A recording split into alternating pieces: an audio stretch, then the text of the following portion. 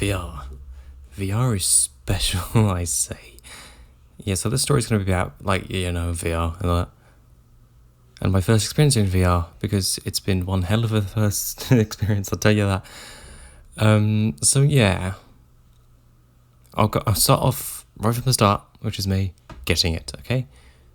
So, because I live in the UK, we have a nice place called Argos, where we can buy stuff from Argos. Argos is probably the best place to go. Sometimes you used to get catalogs and stuff, and they used to be the only way to get Christmas, to write Christmas lists when I was a kid. Same with every other British child who was who was older than 16. They're oh yeah, I remember that. Yeah.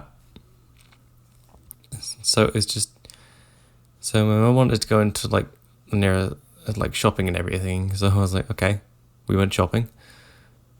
So obviously I knew that a few days before, so I went and ordered the Oculus Rift S online so I could go pick it up the next day.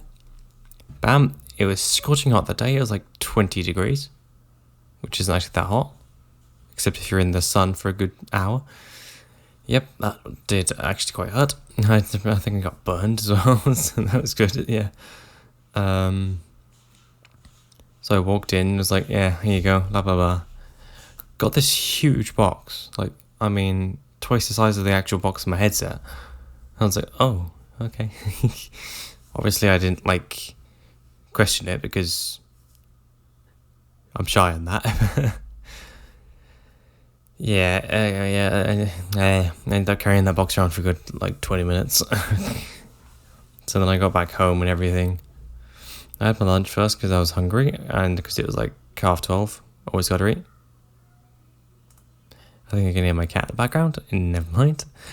Yeah, I just went and got the box, went home, blah blah blah. Setting it up was a royal pain in the ass. Because my PC is in a little cubby hole on my desk, so it's off the carpet, but it's not intrusive or anything, so I have to reach around over a little shelf where I have my PS4 and stuff. End up scratching my arm on it because it's razor sharp on the shelf. I spent 12 years trying to plug the DisplayPort cable in and the USB cable in, and then I entered the world of VR after I put the batteries into the controller, which didn't last that long. They lasted a week at the most. Sorry, not even a week. 3 days. They weren't the best batteries, so I went and bought some later that weekend. Yeah, VR is one special thing though. It's as soon as you put that headset on for the first time, you're wow, this is different. Because it's nothing you've ever experienced before. It's quite crazy, if I'm honest, because you don't realise it until you've experienced it. You're you try and grab things and you realise they're not actually real. So you're trying to grab things and your hand goes through them and you're oh my god. It's just incredible. It's just incredible like that. Obviously, when the headsets were first launched, they were not affordable at all. They're pretty sure not the Rift, the Vive launched for £700, I think, in the UK, and the Oculus Rift retails for £600, which is not really that affordable, if I'm honest. And then you have the Vive Pro, over £1,000. Ooh, that's a bit pricey. So yeah, obviously I've now fully set up my headset and spent over a day of my real life playing VR. Scary to think that, but oh boy. The cable's already somehow got itself tangled, but that doesn't really matter because I can just untangle it. It's a 5 meter cable, and my room's 3 meters. I've got 3 meters of walking space. Actually, not even that. 2 meters. I say 2 meters of walking space, but 2 meters, it's still plenty enough. Even though I prefer to stand still, so I don't get the cable wrapped around my neck and stuff. Though I wouldn't get it wrapped around my neck because it'd be oh, there's something on my neck. Yeah, it's something special. VR is something everyone needs to try. It's becoming a lot more affordable, the Quest 2 and everything. The Quest 2 is one hell of an impressive thing, isn't it? It's portable VR. That isn't your phone. You can put it on your head and go anywhere with it, as long as you have an internet connection. Well, it's still incredible. You can just like take it around a friend's house and be like, oh yeah, do you want to play VR? Oh, sure. Also, because I've got the Rift S, I don't have finger tracking on the headset, which is annoying.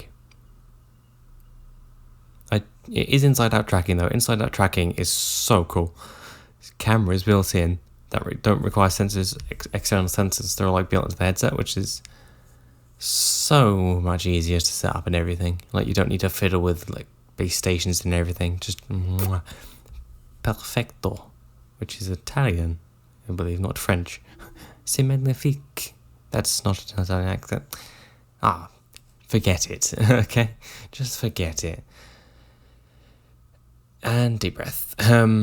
Yeah, I don't really know if I can talk about it anymore because I'm running out of ideas. No, I don't write scripts for either. You probably already know that, but I don't write scripts for these. Yeah, that's my first experience in VR. I did get quite motion sick, I will admit that. When I first played like Blade and Sorcery and I used the analog stick to move around instead of teleporting, oh boy does that feel weird. You're like, my character's moving but I'm not, this is weird. But you get used to it after an hour or two. So yes, thank you for listening. And maybe watching, depending if I decide to upload gameplay or not, which I probably will. So thanks for watching, and I'll see you all in Minecraft. There you go, Minecraft build. So thank you and goodbye.